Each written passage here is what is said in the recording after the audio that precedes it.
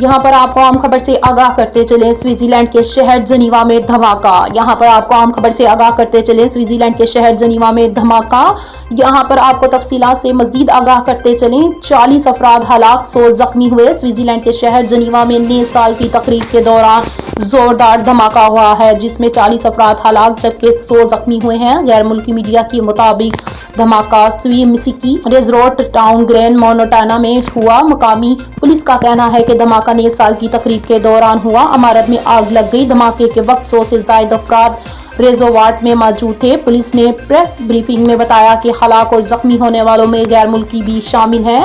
Resort میں پیش ہونے والے واقعے کو حملہ نہیں سمجھ رہے۔